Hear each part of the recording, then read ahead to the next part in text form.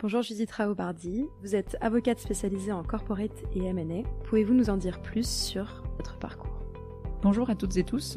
J'ai commencé ma carrière il y a 20 ans chez Veil-Jour d'un cabinet français avant de rejoindre le bureau parisien de Gibson Dunn, dont je suis devenue associée en 2017. Au cours de ma carrière, j'ai eu l'occasion de me forger une expertise dans des secteurs variés, comme les télécoms et les médias, les technologies, la santé, l'immobilier, en accompagnant des groupes français et internationaux tels que Vivendi, Groupe Canal, Lagardère, Merck, Veolia ou encore Uxco Group. En septembre dernier, j'ai rejoint Josserand Audouard pour développer la pratique M&A du cabinet, en particulier auprès des grandes entreprises et ETI françaises ou internationales. Pouvez-vous nous en dire plus sur cette typologie de clients que vous accompagnez aujourd'hui ? J'accompagne une grande diversité de clients, des corporates, des groupes familiaux, mais aussi des entrepreneurs et des fondateurs, dans la réalisation de leurs opérations de croissance externe, de cession, de joint venture ou encore à l'occasion de l'entrée au capital d'investisseurs. En arrivant chez JA, j'ai rejoint des équipes reconnues en matière de fiscalité, de structuration patrimoniale et de financement qui complètent parfaitement mon activité transactionnelle. Le cabinet a démarré le développement du M&A avec l'arrivée de Patrick Loiseau et Antoine Dufrane, qui se sont concentrés au départ sur le domaine du private equity. Et mon arrivée a coïncidé avec la volonté du cabinet de se développer dans le M&A corporate et industriel, très complémentaire de ce qu'avaient développé Patrick et Antoine. À titre d'exemple, au cours des derniers mois, j'ai conseillé les actionnaires et le management du groupe Oasis dans le cadre de son rapprochement avec le groupe industriel Dios-Siassi. J'ai aussi accompagné Esprit de France, filiale de Compagnie Lebon, dans sa prise de participation minoritaire au capital du groupe hôtelier Les Aubergistes Lyonnais. Et j'ai également conseillé De Vialet dans le cadre de sa restructuration. Pourriez-vous revenir sur les types de services que vous proposez à vos clients ?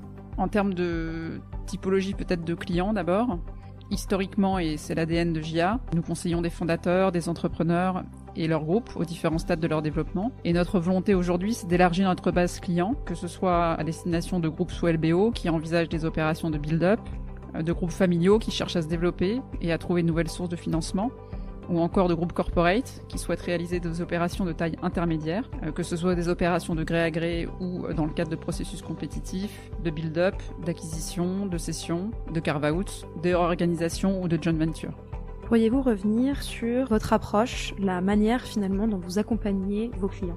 Alors, mon approche est tout à fait semblable, je pense, à celle que JA a développée, qui m'a d'ailleurs attiré chez JA, c'est son positionnement haut de gamme, sa stratégie de croissance et le dynamisme de ses équipes, sa capacité à combiner l'expertise d'un cabinet spécialisé avec l'agilité et le dynamisme d'une structure à taille humaine. Ce que je constate et ce que j'ai constaté au cours de mes 20 ans de carrière, c'est que nos clients sont à la recherche de véritables partenaires et pas seulement de simples prestataires.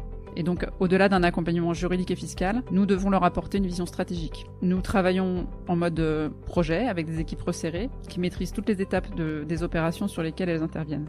Une de nos spécificités, c'est de nous concentrer sur les aspects transactionnels des dossiers, de la phase de structuration à la phase d'exécution en passant par celle des négociations. Et donc, quand c'est nécessaire, nous pouvons avoir à nous adjoindre les compétences de partenaires experts de leur secteur, qui très souvent d'ailleurs sont passés par une expérience in-house et qui ont l'expertise nécessaire pour accompagner nos clients sur des activités régulées, comme le secteur pharmaceutique. Par exemple, au cours des derniers mois, j'ai conseillé le groupe Anjac sur différentes opérations d'acquisition. Et donc, nous nous sommes adjoints une avocate spécialiste de ce secteur, qui connaissait particulièrement bien les acteurs impliqués dans l'opération, et qui a donc apporté cette approche et cette spécialité sectorielle en nous laissant la capacité de gérer le dossier du point de vue transactionnel. Donc c'est ce que nous faisons dans les différentes activités régulées dans lesquelles nous intervenons, que ce soit le secteur pharmaceutique ou le secteur de l'énergie ou encore celui des médias.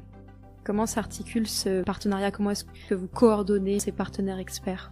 Le plus simple pour le client, on va travailler quasiment comme si on était dans le même cabinet. Et la souplesse que ça nous donne, c'est qu'en fonction des clients, en fonction des activités, on va faire appel vraiment aux spécialistes et à l'expertise dont le client a besoin, qui est un peu différent d'un cabinet full service où on a déjà toutes les activités et toutes les expertises sur place. C'est pas nécessairement l'expert le plus approprié, mais c'est celui dont on dispose et c'est celui qu'on met sur les dossiers.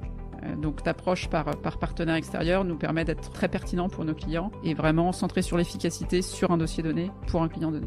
Quelles sont les perspectives de l'équipe M&A pour 2025 ? Alors nos perspectives sont plutôt positives. Je pense que plusieurs défis nous attendent pour 2025. D'abord, malgré la conjoncture économique incertaine, nous démarrons l'année avec de très beaux dossiers en perspective. Notre équipe, qui est déjà composée de 3 associés, Patrick Loiseau, Antoine Dufrane et moi-même, et de 7 autres avocats talentueux, a vocation à s'étoffer. J'en profite d'ailleurs pour remercier chaleureusement l'ensemble des collaborateurs de l'équipe pour leur engagement au quotidien. Et peut-être pour conclure, je reprendrai nos messages des vœux 2025. Soyez ambitieux, le cabinet s'occupe du reste.